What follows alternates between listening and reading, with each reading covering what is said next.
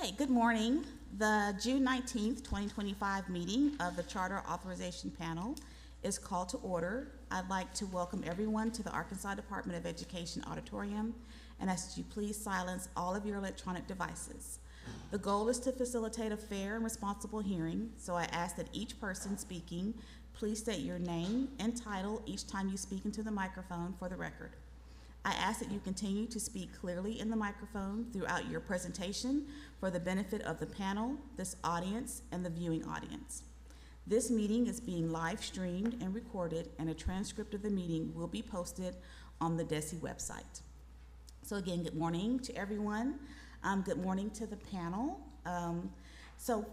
Take 1 second. I do want to again congratulate two of our panel members, Dr. Bacon and Ms. Toyce Newton were recognized by APSRC at their last convention, and they are our Hall of Famers. They have been doing exemplary work in the field of charter schools, and so they were recognized. So I just want to give them another round of applause.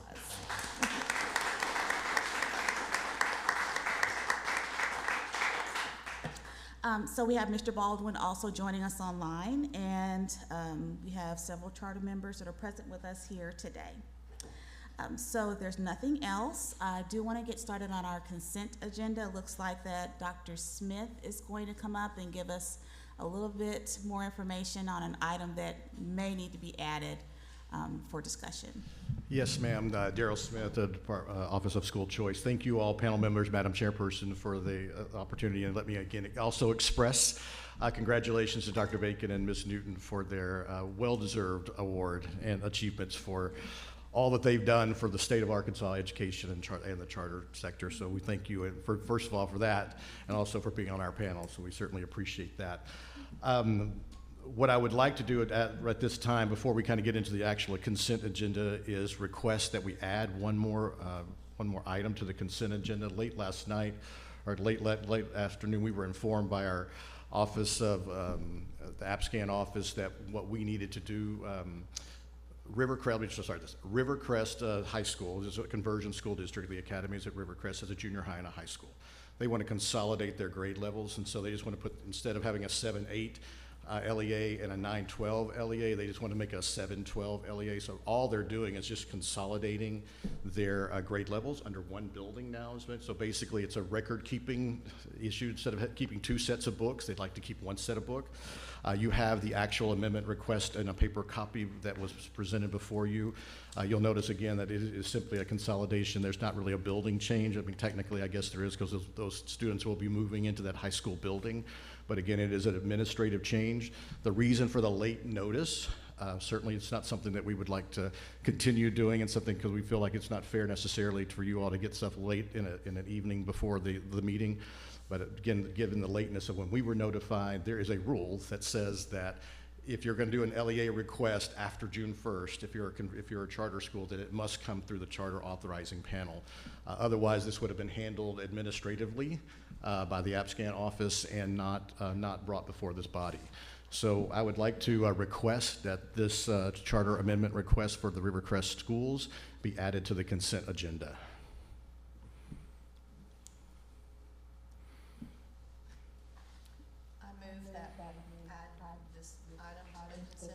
Agenda.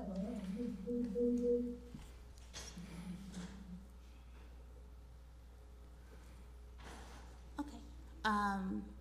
Well, first, can we have any discussion about it? Absolutely. Okay. Always have a right to have a discussion. Okay. All right. So you've heard the explanation from Dr. Smith about adding Rivercrest to our consent agenda for today's charter panel. Is there any discussion from any panel members before I entertain a motion?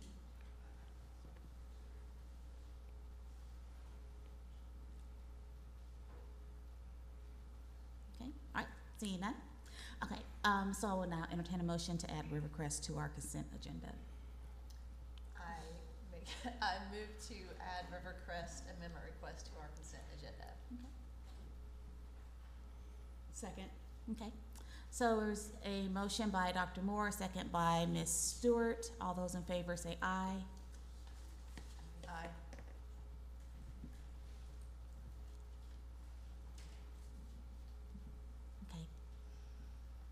All those opposed, nay.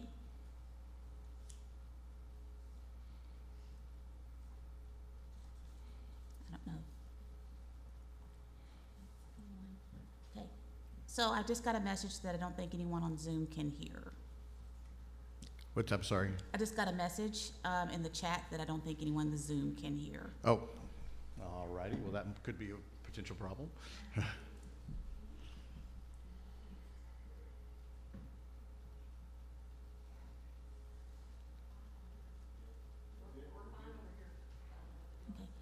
Mr. Baldwin, can you hear us? He's not acting like he can.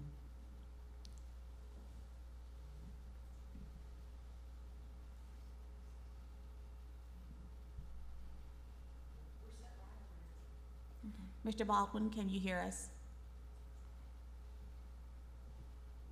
He's still not responding.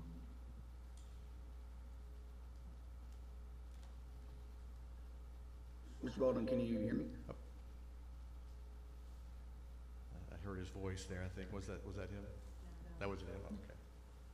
I got you.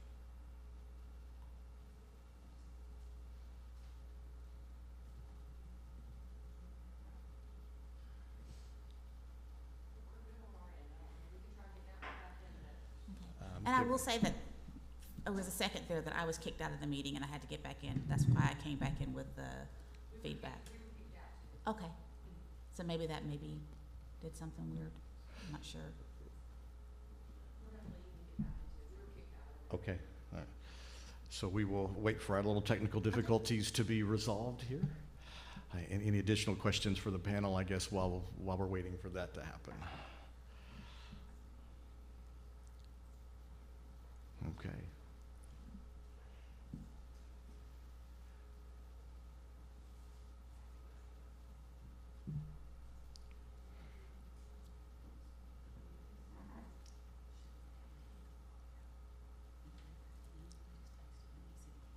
You can't hear? No. Okay. Maybe if he tries that?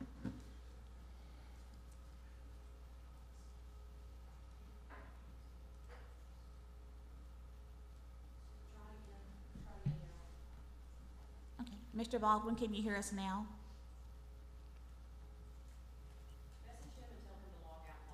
She is. Yep.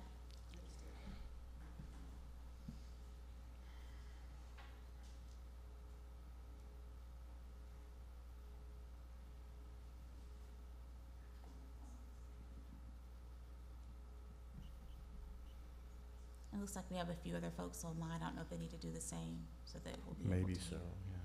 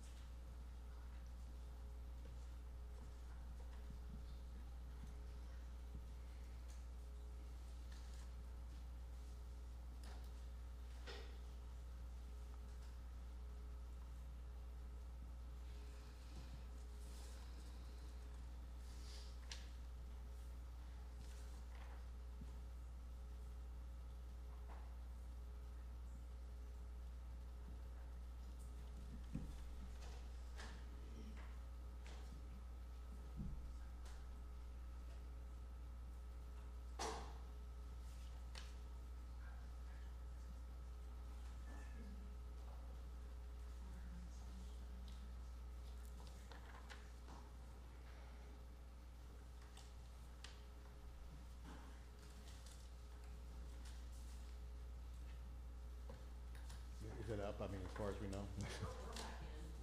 All right. Mr. Baldwin, can you hear us? He's not back. Oh, he's not on? back in, Okay. but I think folks are logging out and trying to log Log back back in in. now. just made them, give them a couple. If we need to, and Mr. Baldwin can get on, even though he can't hear, maybe we could call him and we could put him on speaker so at least he could hear the conversations that are happening, and then he could voice his vote or his questions via the phone.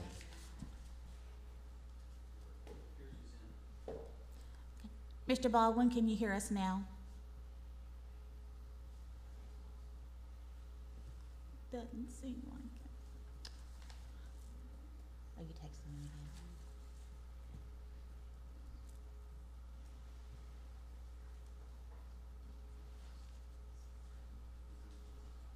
What's that? You call him? We'll have to have him up here, so. Are we sure that audio source is selected correctly? What's that? Are we sure that correct audio source is selected? Just because you're in the meeting doesn't mean it's correct. We're okay over here, we double, triple checked it, we're good. So, Zoom technology, right? so Seth, you're in the meeting. Can you hear outside? Like, if you step out, can you hear? So, I can, hear, and if I unmute myself, we can hear myself with the system. Which means we're good on our end. Okay. I don't know why it's not, Okay. being heard. I don't know.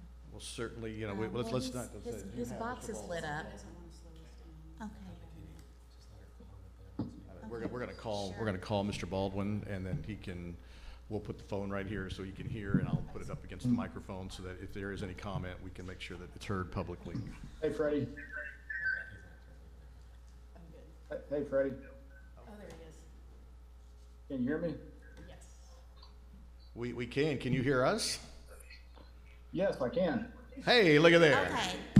All right. Freddie just needed to make a phone call in order to make the Zoom work. Okay. It's like, Okay, so I guess my next question is, were you able to hear at all until now? Mr. Baldwin? I'm sorry, I can't hear. I Here think you Freddie's are. phone needs to be. I tell you what, why don't, let me, since you guys have a quorum, let me just sign off and you guys can conduct business and I won't be holding you up. And, I'll just see you all next time we meet. that Did certainly y'all is hear that? your decision. If you'd like, we can Yeah, put your I phone. think I can't hear very good at all. And, I think I'm just slowing the panel down. So I'll get out of your way and let you guys proceed. Well, I think we had a fix for it where we could have you to call in and then you could still participate. You just wouldn't have it through your Zoom if you wanted to do that. If you'd like to participate, I think we can use the phone as a way to. He's gone. Okay, well, there you Okay, go. all right. Takes care of that problem. Okay. Well, I would suppose it's now up to you all. We still have a quorum. We're still in good shape. And so, thank you, Mr. Baldwin. We apologize for the technical difficulties. Okay, so with that, there was a motion on the floor, and so at last count, there were 2 for, and that was it. And with 4 of us. So, Where is our legal, what do we do with the 2 abstentions? Is that what we're doing? well, I'm just trying to see what legal's gonna Yep. say. I'm going to get Mr. Baldwin back on the phone. Good morning, LaBria Brown, staff attorney with the Department of Education. I don't know. I would have to look into that. So if you could give me maybe 2-3 minutes, I can have an answer for you. Well, I mean, I can speak Sure. because it's really, I think it's a bigger picture to me. And so I didn't vote on that. My intention was to abstain because I think my bigger question is more of a discussion for us as a panel on the breadth of this consent agenda. I know, timeliness is very important for charter schools to be able to make plans and change if they're getting approved for things. But I have questions. Really, I have questions about everything that's on the consent agenda, different questions. And so adding that to the consent agenda just feels to me like something I wasn't comfortable voting yes on. I really feel like I'd like to have a discussion about if we're all comfortable voting and moving forward on what's on this consent agenda, or if we need reports, or if we need delay to the next month for an actual hearing.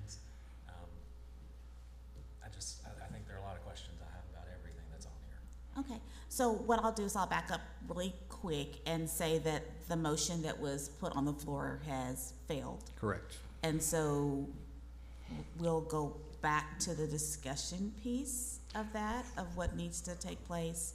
We'll notify the school that the Okay. motion did not pass and that they'll need to come before you all in next week or next month if they still choose to do that, if they want to continue to do that, or if they want to just continue the way they're running currently. I would like to address Dr. Bacon's concern, and I believe it's a valid concern. And so let me offer a suggestion, or maybe I would recommend maybe that we have that further discussion, maybe as a work session, and really talk more thoroughly about the types of things that are on a consent agenda and which ones, and the reasonings behind why they were put on a consent agenda, and what you all would feel comfortable giving the department the authority to put on that agenda, and which ones you feel like might need additional.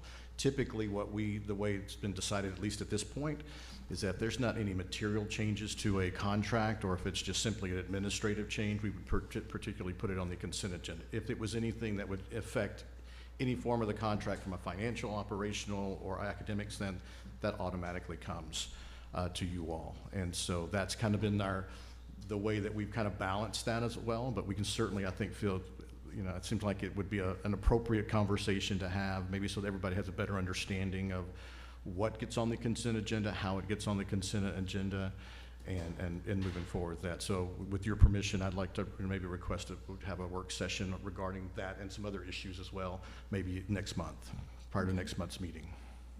So I do have a question about that. Yeah. So the batch of schools that are currently on the consent agenda, and if there are some that there's additional questions that need to take place in order for panel members to feel comfortable moving those forward. Timeline-wise for the schools, I know our next meeting, July, is the third Thursday, yes, ma'am. So if we do a work session between this meeting and that meeting, and then we come to that meeting and we're prepared, would that still allow schools to be able to move forward as they need to? I believe so. I mean, again, if there's some idea of some schools on here that you feel like, hey, you know what, we're just not really super comfortable maybe with what they've proposed, or we just want further explanation of the reason for those explanations. More than anything, I'm not, what they're asking for is fairly cut and dry. It's the bigger picture to me of what does that mean structurally for the organization, operationally, Sure. moving forward, fitting with your vision. There's just it just feels like there are a lot of questions. We were just talking about how I like to ask questions, but there are And just, you can do it, I want to. across the board, for each one of these, I have questions. And certainly, again, as the panel, that is that's your right, and we respect that. And so, again, if you feel like there's some questions or concerns that you're just, that you'd just like to know more, and you have every right to pull it off the consent agenda, and then whatever's left on there, we'll vote on, and whatever's not, then we'll proceed into next month. I feel like I'm in a difficult position because you need a third vote to move it forward if you were to vote on this consent agenda. You have 2 votes, you're not allowed to vote. Is that what I understand? Well, Unless you break a tie. yeah, so if I'm. And so I'm sitting here as if We've read the rules now, so. I either vote on something I'm a little uncomfortable with and ask after the fact for some information, for some Q&A opportunities at a future meeting, or I vote no or abstain from it, and then none of this gets to move forward on the consent agenda. So, man. Is that You where may. we are? So this is where I see that we are. I feel as if that it would help us to process through a work session on what is being brought forward from the schools as a part of their amendment request for the upcoming year. That will help guide our processes going forward, so then things can move more smoothly Sure. for the future. So that's why I asked the initial question, if it's not going to delay the schools to be able to move their work forward, if we push it to the July meeting, I think it would benefit the panel just to have the process to understand what is being brought forward, what pieces are, what should we be comfortable with, what should we not be comfortable with, so that going forward in the future, these things can move a lot smoother. Totally So understand. that's where I see that we Totally are. understand, and totally respect it, and that's fine. Like I said, you all have. Because it sounds like that we were talking amongst ourselves that there were questions about quite a few different things, but we didn't want to delay the process and hinder Sure. the school from moving their work forward. And then I know that Dr. Baldwin may have had some questions about some pieces, and because of technology, he's not able to be a part of the conversation. So I just would feel comfortable if we could do that and just kind of find a common date where we could, it doesn't have to be in person, it could be we could Zoom or whatnot, but as long as we get it taken care of before the next meeting, it seems like we can still get work moved forward. Absolutely. So are we, I guess at this point, you'd have to decide, are we doing the whole consent agenda, or is it just certain parts of the consent agenda that we are removing? Well, from what I'm hearing, it sounds like that the major piece, which is the schools, is what is needing to be further discussed. But approving the minutes and those other pieces that we normally would do on consent, Sure. I think, are not in question, it doesn't sound like. Well, Or I is do it- want to ask one question. Okay. So many of these, we're only asking to defer their start date. So do we need to have more information and deep discussion about deferring their start date as well? Sorry, go ahead. Well, I mean, my questions about those would be, what have you done to this point? And what is your plan moving forward? I mean, it's just questions. I'm not saying that I have any reason to believe that these shouldn't be ultimately approved. It's just questions I'd like to know. You know, I mean, you've had, what, 8 months since you were approved, 6, 7, 8 months to look for a facility, and this many people are telling us they can't find a facility in Central Arkansas or Northwest Arkansas. I'd really like to know what you've done and what your plan is moving forward to find, I mean, so when I say that, I have questions about everything on here. Okay, and again, I hate to keep doing all the talking, but I feel like that the process of going through each one and saying, okay, what is this? What are they asking for? Being able to get those questions answered, I think potentially would be helpful in advance of the working session. That questions that we do have, if we could share that with Dr. Smith and his team, so then when we come to the working session, they could at least have responses that we could talk through. And then once we complete that process, as we go through the remainder of the year, if those things come up again, then we know how we would handle them, and things we would feel comfortable with being on consent and things we would not at that point. I just think it almost would be a helpful training opportunity for our panel Fair members. enough. But I will defer to my fellow members to decide what you would like to best do there.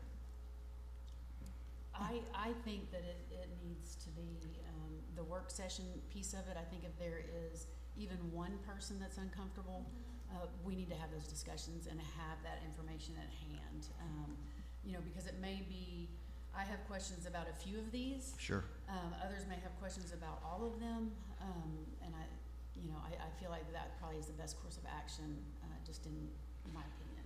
So to that end, we would just, on the consent agenda, keep our minutes from last week. Is that correct? I believe, I will not defer to legal on this, but I believe what you'll need to do is obviously you'll vote on, to vote to say we would make a motion to pull all the consent agenda items off except for the minutes. And then that would be your vote. But I will defer to our legal counsel for expertise. You get your steps in today. Yes. Labria Brown, staff attorney for the Department of Education. I agree with Dr. Smith. You all will need to present a motion and vote on that. Okay. So it sounds like that from guidance from Dr. Smith and from legal counsel, we would need to have a motion to pull the consent agenda items off that are related to the school amendments. So And then only vote on the minutes. Correct. Once you have had a chance to review the minutes, and if there's not any corrections or anything that needs to be noted in there, then we can move forward. So am I correct? Yes, ma'am, I Okay. believe that. I do want to bring up one point. Okay. I was not here for the May meeting, Okay. so approving the minutes, can I approve minutes that I've read over even though I was not in attendance at the May meeting? This just gets more and more fun, doesn't it? Labria Brown, staff attorney for Department of Education. Honestly, I do not know the answer to that. I would have to research that. Okay. So, I can get on it like right now, though. While she does that, can we just sort of talk, because I mean, I feel like there are 4 people and you need 3 people, and you can't vote person that has questions. No, I And mean, is there a, I had questions about some on the consent agenda. You have questions about all, and that was my point, is if there is one question or numerous questions, you know, I think that that's where we are. So, do you don't have any questions? I really didn't have questions. They seem benign in nature to the change, but I totally respect that you have questions about yeah, that. and again, we want everyone to feel comfortable with the process, so. Because, And, normally I mean- a 7-member panel, and we're missing other people. can- I hate to do You that can certainly because- pull everything because- off the consent agenda, because and we can vote on the May minutes at our next meeting as well. I mean, I don't think there's anything that would keep us from doing that. I just can't, honestly speak to whether that's what happened Sure. in the meeting since I was not here. Okay. Okay, so with that, It sounds like it sounds as that if. this is going to be the longest, shortest consent agenda in Charter Authorizing Panel in history. Okay, so it sounds like, oh, do you have anything for us? Not yet, okay. So can we come back to that? Sure, Okay, absolutely. so let's do that. So let's wait to see if Ms. Brown, oh, sorry, okay. Ms. Brown, legal.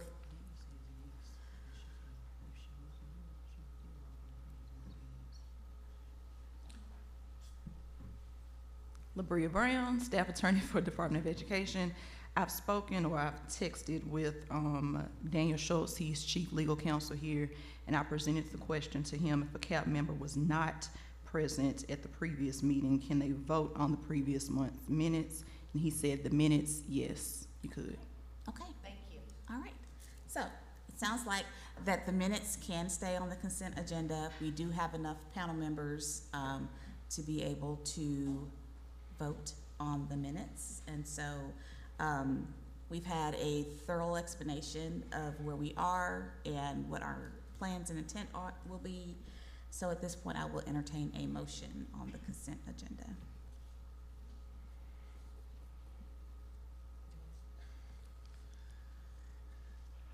So this is very difficult for me because I ultimately believe that all of these things will be approved. I just have questions, and so if I'm, to delay the process, I'm struggling with, Okay. and obviously I'm the one delaying the process. Well, no, that's fine. Okay, so I go back to, there are other panel members that have expressed that they have questions, so it's not just you. And it sounds like that Mr. Baldwin also had some questions, and he's no longer online. So don't allow that to be the reason why you feel like you need to push it forward. It sounds like that we would still be able to do the work, meet in July, make sure that the schools still can move forward as they need to. And that's the question, I guess, for you and your office.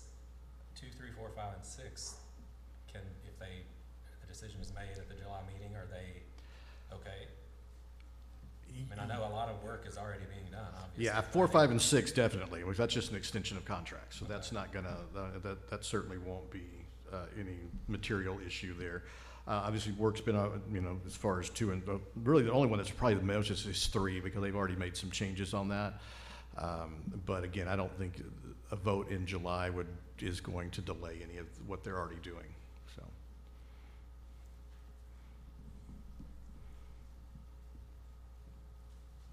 So again, is there a motion to, So on the consent agenda? I move that we pull items 2, 3, 4, 5, and 6 from the consent agenda. I second that. Okay. There is a motion by Dr. Bacon, a second by Ms. Stewart. All those in favor say aye. Aye. Any opposed? Okay. So now we're going to vote on the consent agenda as amended, which will only include the minutes for the April 17th meeting. So I will now entertain a motion on that. I move that we accept the minutes from May 15th regular meeting. I second. Okay. So I have a motion by Ms. Stewart, a second by Dr. Moore. All those in favor say aye. Aye. Aye. Any opposed? No. Okay. Motion carries. Okay. So that one passed. All right. All right, so next we have on our business today, Can you record that on our voting sheet? yeah, sure. I got it off a little bit.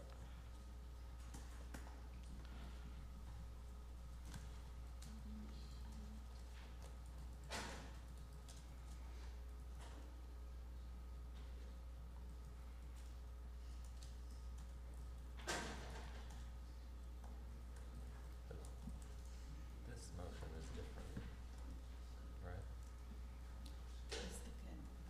What we voted on is not that. The consent, right, all of this at the top is now not part of what we voted for.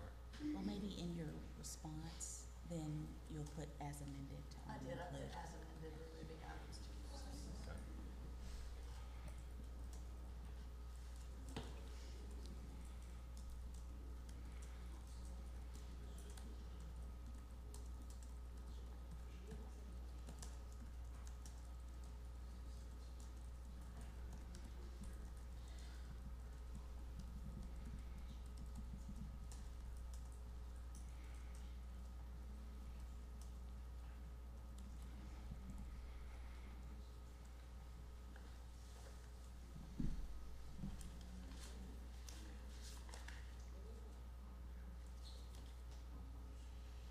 Okay. Okay, so if we could share how we voted, Ms. Stewart? Yes, I vote for the consent agenda as amended, removing items 2 through 6, minutes from May 15th, meeting only. Okay. Dr. Bacon? Voted to approve items as amended to provide time for further discussion of items 2 through 6. Okay. Dr. Moore? I approve the consent agenda as amended, removing items 2 through 6. Okay, very good. Okay, so now we are on to our, Action agenda? yes.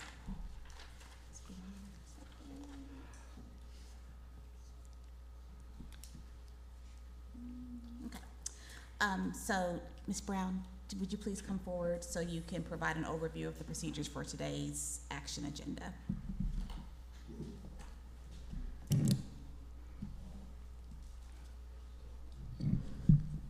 Labria Brown, staff attorney with the department. Dr. Wright McMurray, you want to swear in everyone that will be giving testimony except for attorneys. The applicants will have 20 minutes to present. To my knowledge, there's no opposition for any of the schools on the agenda. A reminder, all parties, please state your name before you speak, even if you've talked to us before, so that we can have a clear record.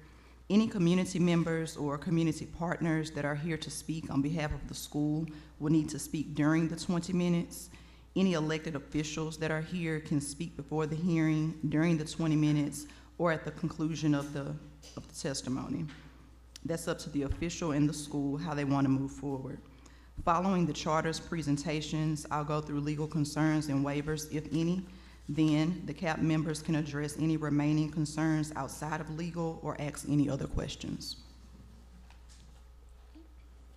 Thank you.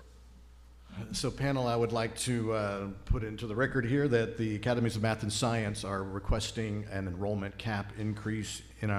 In attendance today is Mr. Eric Greenberg, Chief Executive Officer, and Ms. Brandy Adams, Chief Operating Officer from the Academies of Math and Science, to provide rationale and answer any questions you all may have regarding the enrollment cap increase request. Okay, all right, thank you. Okay, so all those giving testimony today on behalf of Academy of Math and Sciences, please stand and raise your right hand, and that also includes anyone who's online. Okay, do you swear that the testimony or statement you're about to give is the truth, the whole truth, and nothing but the truth? Okay. Is there anyone online with you today? Okay, all right. Okay, thank you. You may begin. And just a reminder, when you speak, please state your name and who you're with each time you come to the microphone and speak. Mm-hmm. Eric Greenberg, CEO for the Academies of Math and Science. Good morning, members of the Charter Authorizing Panel. It's a pleasure to be here. We want to just give a quick overview. It's kind of crazy to think that nearly 2 years ago we introduced ourselves and we're seeking a charter in the state of Arkansas.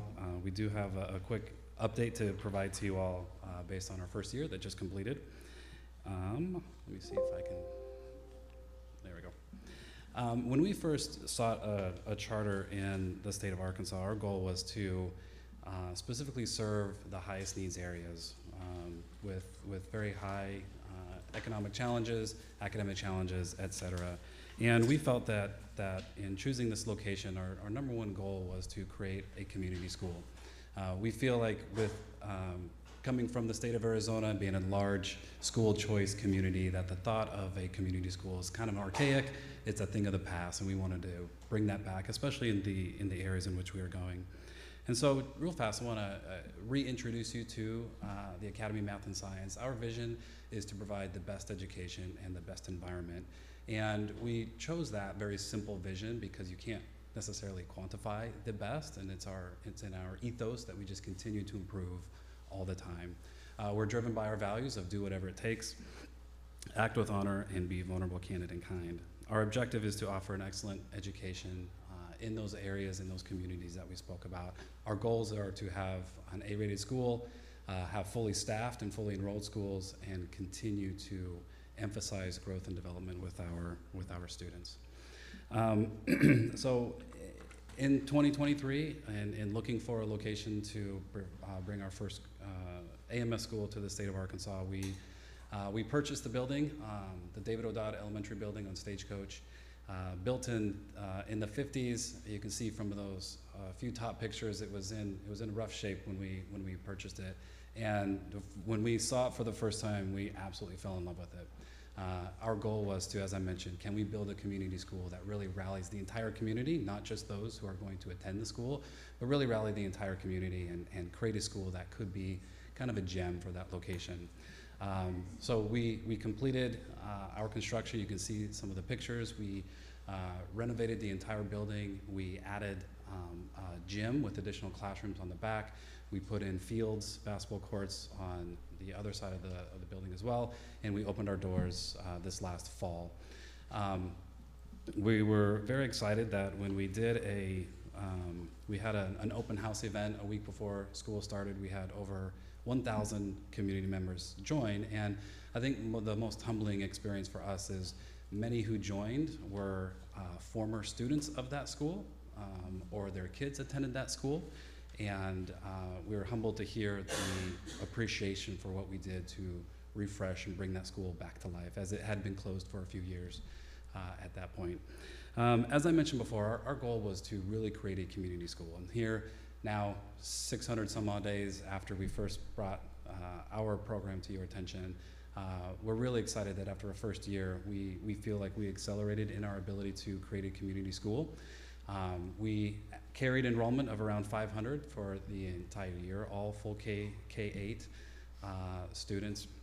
And really the goal here was to build and create that foundation. We wanted to create more additional family engagement. We wanted families and parents to be more involved in their students' education. My colleague Brandy will talk about some of those things that we did.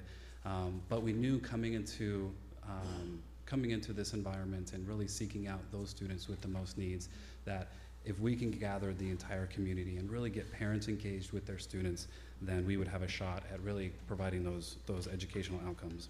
And so we were able to do that. We were able to participate in many activities, many items. We experienced very high teacher retention, very high student retention, which we'll talk about in a second. But mostly what we're experiencing now, which is why we're here to seek an enrollment cap, is significant attention by others through referrals of our families, referrals of our staff and students to attend and be part of the journey that we are taking kids on. Just a quick glance at our first year. Our total enrollment was 497. We hovered above 500 for a little bit, fell below for a little bit. We have about 83% free and reduced lunch eligible students, 54 students with IEPs, 33 English language learners, nearly 75% of our student population African American, 14% Hispanic, and 8% white. We're extremely proud of the first year, being the first year in Arkansas and the first year of our organization being in an out-of-state. And we obviously love having others join. We've been able to entertain some other school districts that came to look and check out our program. Obviously, the APSRC has been very instrumental in us coming to Arizona and building a strong program, and had them visit. We've had multiple members of the Department of Education come, including Secretary Oliva, and the governor herself came and visited one of our after-school clubs, and we have a picture of that, which was an awesome opportunity for our community. I want to introduce my colleague who will continue to go through some of our progress. Thank you. Good morning. My name is Brandy Adams. I'm the Chief Operations Officer for the Academies of Math and Science. And when I heard you say 20 minutes, I got a little nervous because I could talk about this school all day, so I will try to keep it brief. When we first opened AMS Little Rock, our executive director had an unexpected need to leave, and so I had the unique opportunity of coming out and being an acting principal, albeit probably not well. I tried to do my best and fill in, and I just fell in love with the school. So I would also invite any of you to come check it out as well. It's a great little place. So I want to very quickly run through. Did I do the wrong one? Can we just pause for 1 second? Sorry, and I will actually pause your time too, so you won't be impacted. But I think that we're needing to get back into the Zoom again.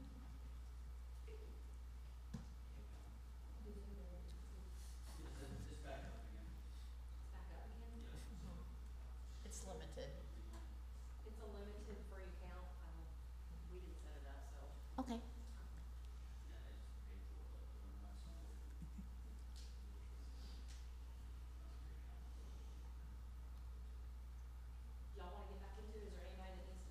Well, there were people that were online that were watching, and so I don't know if we need to make sure that they're able to participate. So are we back in now?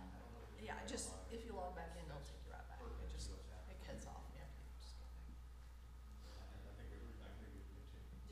Daryl says go ahead and continue. Okay. Okay. All right. Sorry, go ahead. That's okay, I'm Okay. fine. So AMS Little Rock's curriculum is primarily the Amplified program. We use that across all disciplines, and also use the Wilson Reading System to do some targeted intervention at the schools. But as we all know, that the real key to educating students is the staff. As long as you have a research-based curriculum, you're doing the right thing. It's the people that make it come alive, and our staff there is just the coolest bunch of people I've ever met. So, and we're really proud that in year one at a brand new school, we were able to achieve a 94% teacher retention, which is something that we're really proud of. And that's even carried through into next school year. So it's very helpful. To kind of move on to this next thing, having these teachers return is going to help us tackle the challenge that we have in front of us. So this slide shows our initial fall screener data for K through 3. I'd like to just highlight a couple of items. So the green indicates the students who are performing as expected, and the yellow are the students that are deemed at risk. So you can see that at the beginning of the year, we realized very quickly that we have our work cut out for us at the campus, specifically third grade.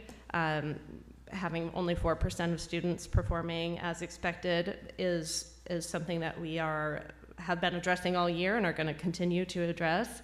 The math results a little bit strong, more strong than the literacy, but again, a lot of work to do. We're not satisfied until everything is perfect, so we have a lot of room to grow. This just shows those same screener tests in comparison to the state.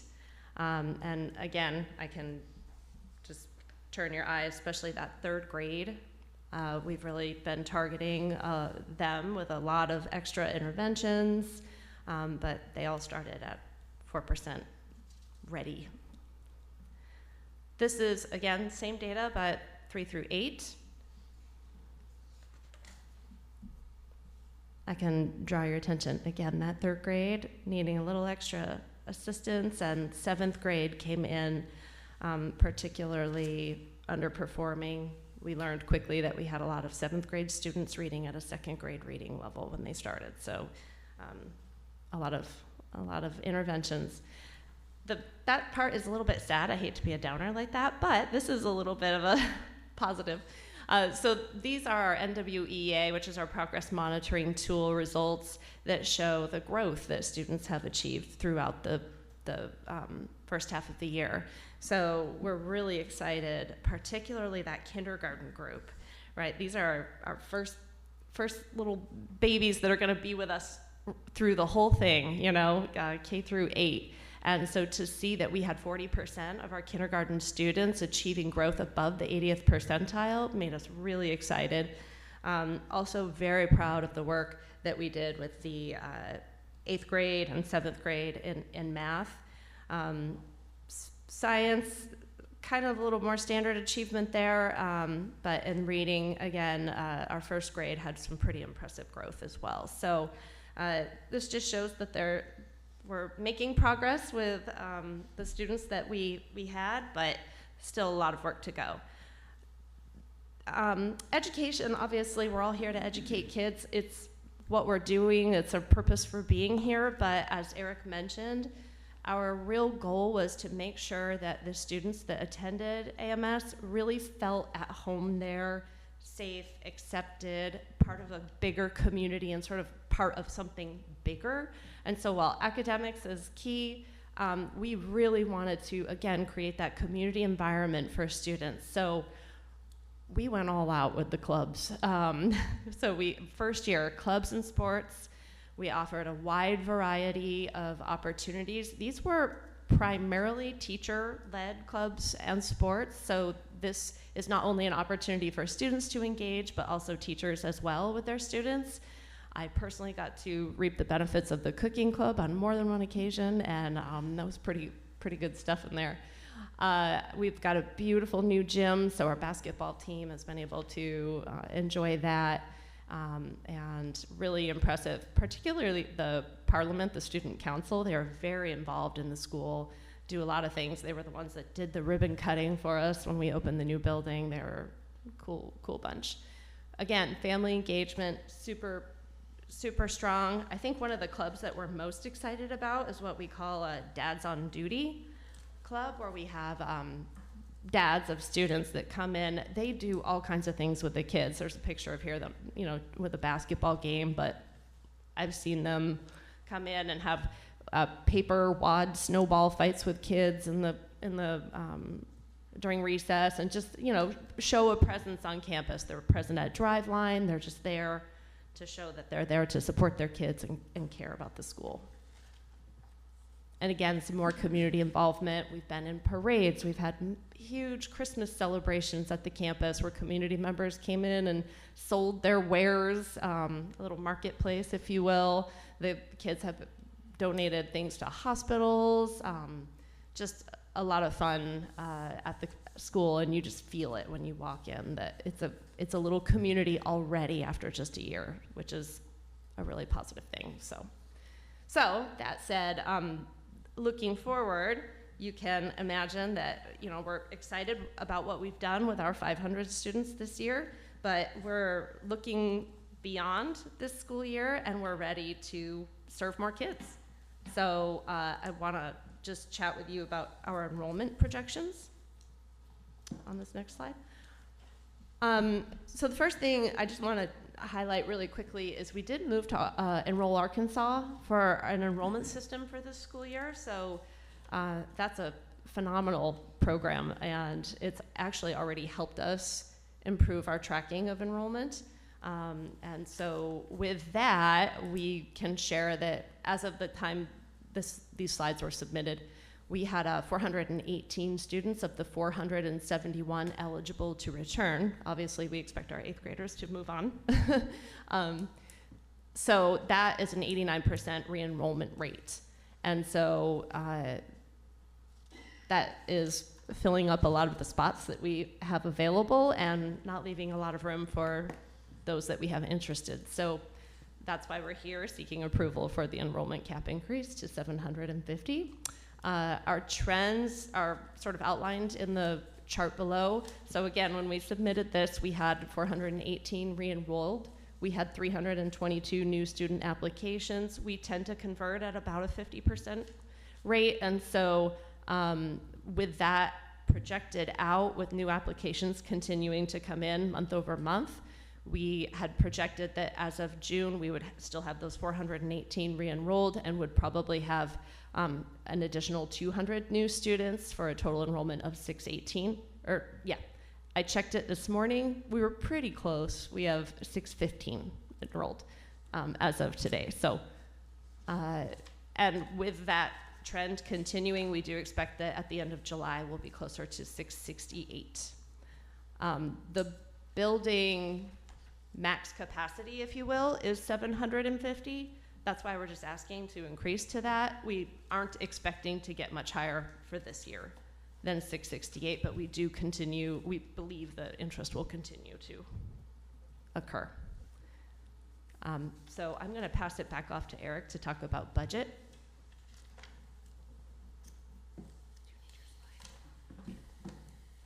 Eric Greenberg, CEO, Academy of Math and Science. As Brandy mentioned, the full building capacity is 750. We have a few models here to show where we operated this last year, operating where we expect to operate moving forward, which is around the 650 number, and then if we were to fill the school at max capacity at 750. Ideally, that's not our plan nor intention. We want to keep the classrooms, the class sizes at a decent size, but just to show what it looks like in those three areas. So there is one slight typo on here. We alerted Mr. Scott yesterday. The FY25 current model, the number of staff, that number is actually 43, not 50, so apologize for that. Everything else trends out true. So on the projected 651, which is what we're going toward right now and projecting out right now, 51 total staff members for a total revenue of 7.4. Salaries and benefits coming in at 3.3 with all of our additional expenditures, with the building lease being the largest outside of our human capital. We are projecting to end the year with just under 400,000 as our ending balance. You can see how we'll project that out through FY27 and FY28. If we were to fill the building to capacity, you can see those figures in the 750 max in the last three columns. Again, not our desire to do that, but it shows the increase in staff members and a little bit of an increase on costs with all those additional students. Obviously, the financials look much better with that many students. However, for our goal of academic achievement, continuing to train and develop and retain our staff members and keep class sizes at a decent level, obviously that's not our intention. We feel very comfortable after this first year with the enrollment that we had, taking on all the first year expenses that are part of a school, that we will finish the year in a favorable place financially, carry that out into the enrollment increase going into next year. And then really, like I mentioned before, that future projection that we're showing is really kind of the sweet spot for us to keep that and maintain moving forward at those numbers, at those rates. And if anything, we'll see additional increases in our salaries and benefits as we retain staff. Obviously, their salaries will increase additionally more over time. Thank you. Happy to answer any questions. Okay, so before we get to any questions for you, I'd like to invite Ms. Brown to come up and let us know if there's any legal concerns with the amendment request. Labria Brown, staff attorney for the Department of Education. Legal has no concerns. Okay, thank you. Okay, all right, so panel members, do we have any questions for the charter? I'll start with Dr. Moore. Hello, thank you for your presentation and sharing the great success that y'all have had over this past year. I do have a couple of questions. You mentioned class size. What is your average current class size, and does that vary by grade, and what do you anticipate that changing to? Yeah, currently our average class size in kindergarten this year was pretty small. I think it was around 22 or 23 students per class. Upper grades a little bit higher. I think our average was around 28 across the board. We do see potential for those to increase again as space becomes more and more limited and we only have, so much room. So those could potentially go up to 30. And additionally, you list intervention blocks. Is that still going to continue, or would increase in size mess that up in your schedule? Yes, I forgot that I didn't say my name again when I started to talk. So Brandy Adams, COO.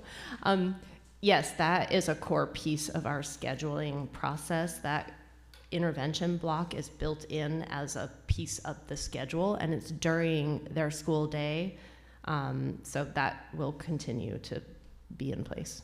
Okay. And then as far as hiring new teachers, are you just looking at every single grade level, or is it one grade level that seems to have the most interest and is growing? What's that look like? Yeah, so we did add a couple of sections, I want to say in second grade. I would have to look, but it was just in a few key elementary, and then we had a few middle school positions to fill, which we actually have already filled. So we're prepared to have those staffed. Yeah. Thank you. That's all the questions right now.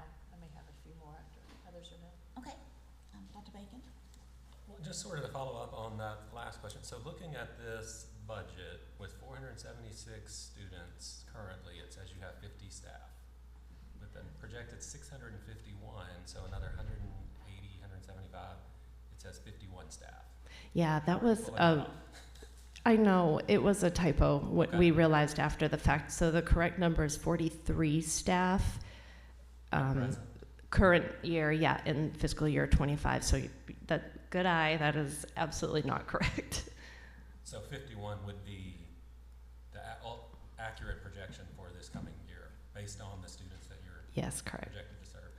Can I ask, my big question always when people are growing and expanding is sort of where are you finding the kids and where are you finding the staff? So since we were talking about staff, where are you finding your staff, and sort of what are their backgrounds, experiences, credentials? Yeah, so we are finding them from, I would say it's probably a mix. We have quite a few people coming from Little Rock School District, and then it's probably 50-50, and then 50% of staff coming from other charter organizations. I do think for a while we were very concerned about staffing across the board in our entire network. You know, teacher shortage is real. This year we've noticed a change in that, and we could talk about the reasons for that, but we have had a lot of success staffing. As far as experience, these candidates are coming in very experienced. So we're actually keeping an eye on that just to remain in the budget, because our salary schedule obviously rewards that experience. So I'm just thinking off the top of my head right now, of the 3 special education teachers that we have, 2 of them are over 7 years of experience in special ed. So across the board, a really very experienced staff with a few newbies sprinkled in. So since I got to be there at the beginning of the year this year, we had 5 of the 43, only 5 brand new teachers. It was their first year teaching. The rest had experience in the role. So moving to students, we had 2 other charter schools established here, one in Jacksonville, one in Little Rock, that were on this consent agenda that were sort of downsizing because their student population is not growing. How is your student population growing like this? What would you attribute that to? So a couple of things. We have a really targeted program to encourage students to refer friends and family. We're intentional about that, and we communicate it and push it. We do believe that these community events also help bring that in. We also have a very talented marketing department, quite frankly, and do digital marketing on Google and Facebook, and that is also a key piece. I know you have a lot of thoughts about that too. Yeah. Eric Hembrick, CEO at EMS. One other piece of that is this year, we knew our first year we'd keep the enrollment a little tighter with the first year. We actually had a lot of families, they wanted to join, but they wanted their entire families with all the siblings. And so there were actually a lot on our waiting list waiting for more sections to open up. And so we weren't able to enroll as many as we wanted because they wanted all 3 kids or all 2 kids, as our K through 5 grades really filled up very quickly at the start of the year. And so some of them were just hanging out waiting. that we weren't able to enroll that first year. I may have more, but I'll let you go to. Okay. Ms. Stewart? My colleagues asked several of my questions already, so hats off to y'all for the success, and especially in a community that has obviously embraced you and needs that community type school environment. So I love that model. Regarding, I know we've talked a little bit about staff. That was primarily my main questions as well. But when you're talking about, you mentioned special ed, I was also wondering around support staff, like numbers, and then as you're expected to grow with special education, how are you breaking that down from a grade level perspective? Yeah, so we are anticipating adding that third special education teacher next year. We are also adding parapros to the staffing model. We have right now a dyslexia specialist and an ELD specialist that serve both roles this year. Given this need for increase, we're separating that role out and making that a two-person job. So we definitely see the need to expand those support services as we grow. We've also used a lot of contracted special education providers for the more specialized things, you know, the OT and all that. So we expect to see that continue to be a need. I never like to ignore being an operations person, the operations side too. So we've added day porters as well, a different food service vendor. So that is better prepared to handle a larger group of kids. So very mindful of the need for those additional support roles as well. Great, thank you for that. Dr. Moore mentioned the student support. And I was also wondering about, especially when you were mentioning the literacy and math focus and interventions, how does that work, as you expand, especially with, say, your K through 3, where, you're really focusing on those literacy skills in particular? Yeah, do you mean like specific staff designated for that? Yeah. I don't believe we have a literacy coach or anything in place. We use the parapros to do a lot of intervention work with the students. We also have 2 assistant principals at the campus that help lead that work, and I know I've personally seen them jump in and do some interventions themselves. But I'm trying to think if we don't have a specific literacy role. It doesn't answer your question directly, but one thing that was a challenge in a first year is we only had a finite time to train our staff to our program at the beginning of the year. We're really looking forward to, there was training throughout the first year and all the additional training. We're very fortunate that we can leverage, we have nearly 700 teachers across our entire school network. Our principal right now is in Arizona, joining all of our other principals, getting leadership training. And so it just allows us more time to leverage all the training and development that we can do. And so one thing, I know it's more generic, but one thing we're really looking forward to is more time to train and develop the staff that we have to hopefully be a little more effective in the classroom. Okay, yeah, thank you. That's all I have. Okay. Any other questions from any other panel members? This isn't really a question, more of a comment. I know you all are new, and so we don't really have the formal academic performance data. And so if you were asking for something more, I would probably be a lot more questioning of, let's see some results. Honestly, if your facility holds 750, I don't know why you didn't ask for 750 when you first got approved. And so 600 to 750 doesn't give me heartburn at this point, but I'll be very excited to see, based on what you're describing, if you're having that kind of retention for students and staff. I'm really excited to see academic performance-wise what this looks like. We're excited to show it, and I know it wasn't a question, but I just have to, I can't stop. The thing that's really exciting about this is watching the development over several years. One thing I forgot to mention when I was going over that initial performance data is, some people could have looked at those scores of those kids and been like, oh, this is yuck. And we went yes, we picked the right community. Like we did, we did it right. So we know it's a long road, you know, to get where we need to be, and acknowledge that, you know, it's going to be a couple of years, but we're going to get there. We're so proud. Yeah.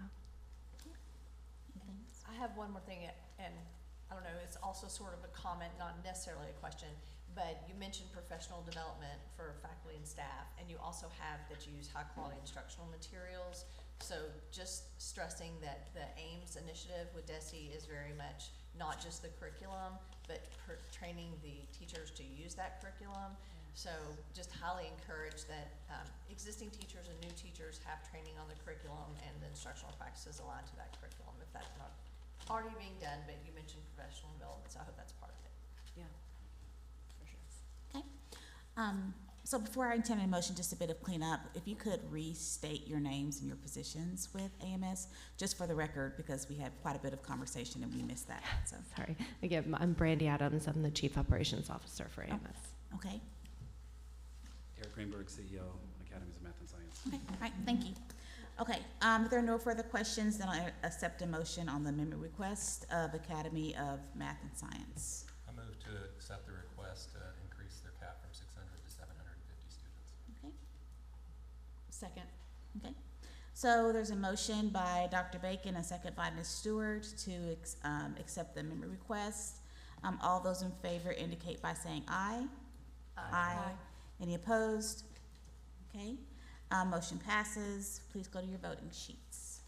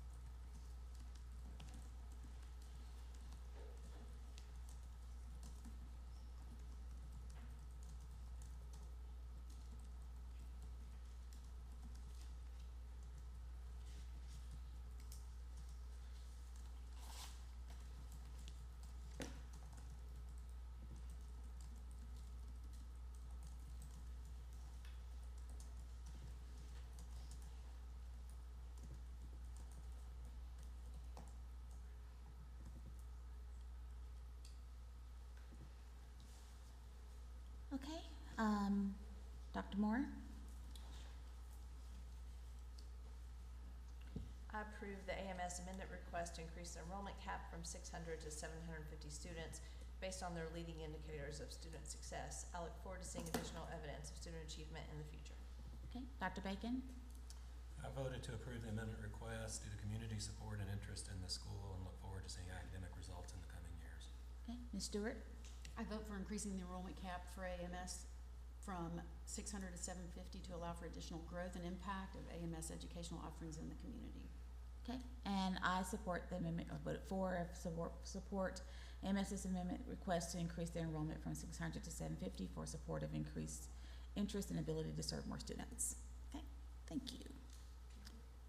And then it looks like we have, oh, it's okay. Yes. So before we go to reports, there's been a request for a short break. So we'll take a 5-minute break before we get into reports. And that gives you a chance to step out. Okay. Thank you. Okay, so short break. Well, no.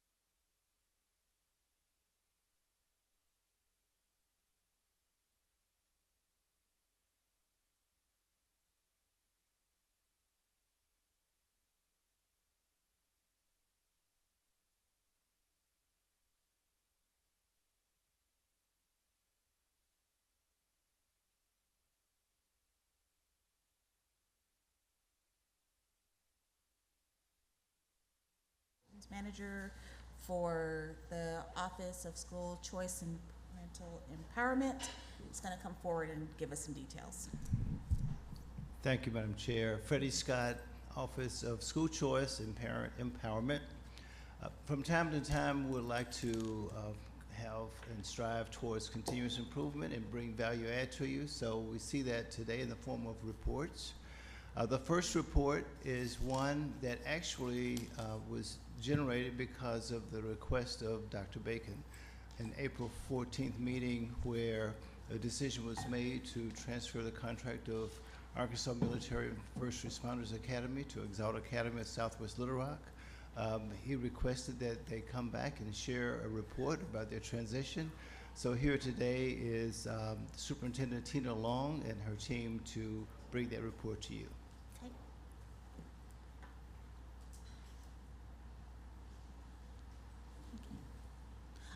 Just for my clarity, is there a swearing in that needs to be had here? No, just report. Okay, good.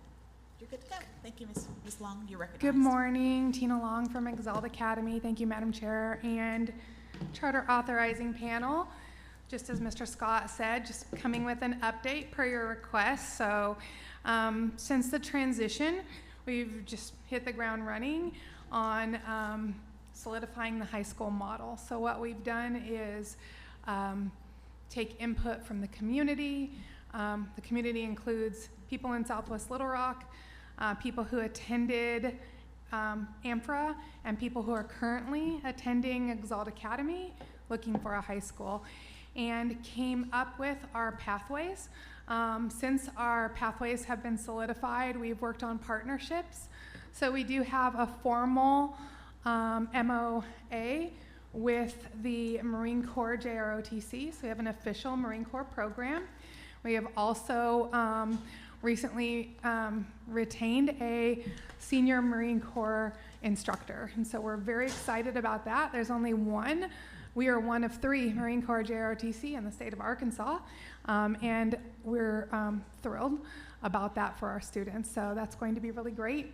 For our banking and finance, we have a partnership with First Security. They have come in and they are helping design actually the banking and finance wing for our students, so that's going to be really exciting. We've partnered with EAST. We have EAST Initiative, received EAST Initiative grants, and PL Project Lead the Way for our engineering and architecture, so that is exciting and on the way.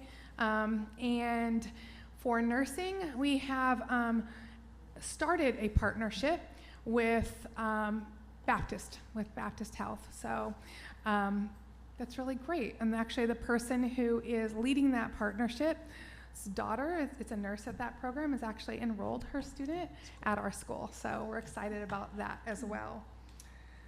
I want to thank also the Department of Education. The CTE unit has been of tremendous help, actually come out to the school several times, worked with our CTE director, and just making sure that everything is wrapped up and tight, and also APSRC to helping us with the transition as well. We have received several grants from the Walton Family Foundation, as well as the CSP grant for the elementary school, which has helped with that section of it, and other grants that are outstanding in the community that we're waiting to hear about. So that'll help us financially with the first year. We've started a large enrollment campaign. I'm hoping you're seeing our ads everywhere, but we have just letting people know about what we're offering in the community, and then also a lot of just grassroots. So knocking on doors, letting people know, attending community events, some mailers, things of that nature. All of our marketing is done in English and Spanish, so if you're ever watching Spanish TV, we'll be on it. But yeah, that's what we're doing as far as enrollment is concerned. Currently, about 82 of the former AMFRA students actually enrolled at the Exalt Academy High School, so that's where we stand at that.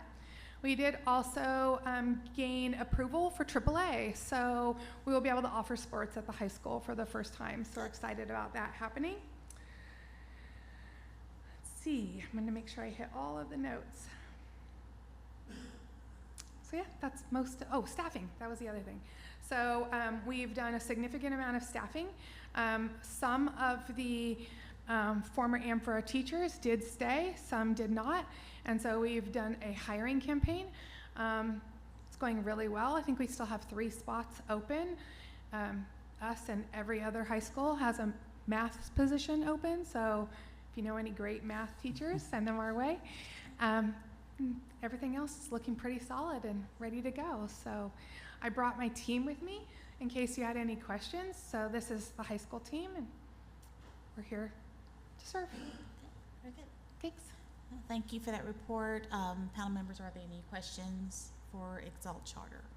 I'd just be curious, so you sound like you have a really good number of the former Amphora students that are sticking around, like your 8th graders that would be transitioning to high school that normally would have had to leave. What percentage of those students do you all think you're going to hold on to? About 65% Okay. Okay. currently. So that was my question. What's your anticipated enrollment this coming year? If you said it, I'm sorry if I missed it. I didn't say it intentionally.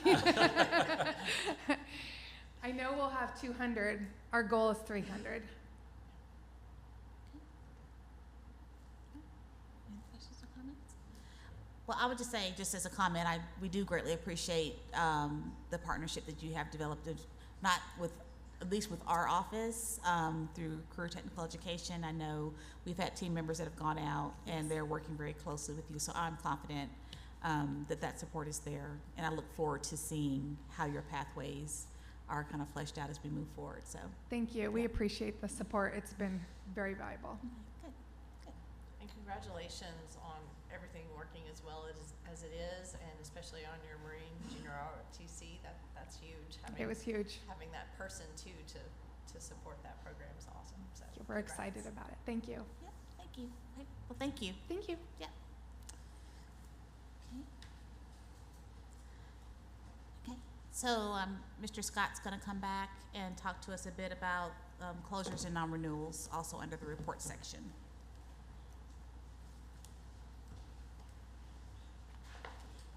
Is this different than this one? Oh,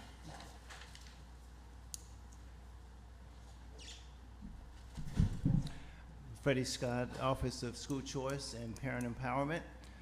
This particular section of the reporting is about to share our current portfolio. As this school year ends, you have a listing now of those that have chosen not to be a part of our portfolio going forward. So at the very top, you would see the Arkansas Military and First Responders Academy. Obviously, we understand what was just discussed in regards to their the transition there. Hope Academy of Northwest Arkansas made a voluntary decision to close to pursue the private market versus public. We have district conversion charters that have voluntarily decided not to renew their contracts that were coming up June 30 of this year. Salone Springs, River Valley Virtual, Adventure Online Academy, Centerpoint Academy of Agriculture and Skilled Trade. I have highlighted that last one there because of the nature of today's decision in the CAP relative to push out a decision in regards to Rivercrest. That represents a listing of schools that will not be a part of the portfolio going forward. okay. Good. Questions? Dr. Moore? Yeah, I just have a question. So, when schools do this, do they have to provide a lot of information as to the rationale for the reasoning on, like, is there a certain process they go through, or they just let you know? Like, how in depth is that when they do a non-renewal? Yes, typically they let our office know that they are interested in not renewing, and it's done so through a formal process of notification. And obviously the next step is to notify you, the panel, that indeed that's the case. So that way the expectation would be that there would not be any reporting from those organizations going forward. I'm sorry, I wasn't clear.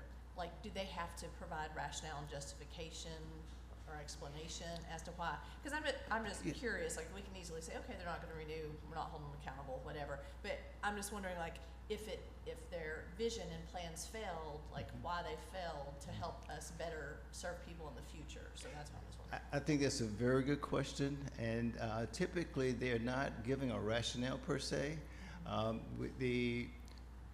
To a certain extent, they're making a decision to close. To a certain extent, that's their decision. But to your point, is there a rationale associated with that decision? Typically, there is not. But very good question going forward. What kind of intel can we gather about their Yeah. experience? I just think I can't keep saying I'm a new charter member because I've been doing it for a while now. But it would help me as we help other schools if I could know, well, this didn't work. And it could just be, just change in needs, especially for online things, I can certainly understand that. But I would love to learn from their closures. Absolutely. Yeah, Well, the lessons learned concept is really helpful. to that point, it'd be helpful for us and our department to gather that intel for you. It may not be a formal process, but we Yeah, can just still even gather that informal. intel. Yeah. Absolutely. All right. Yes. Thank you, Mr. Scott.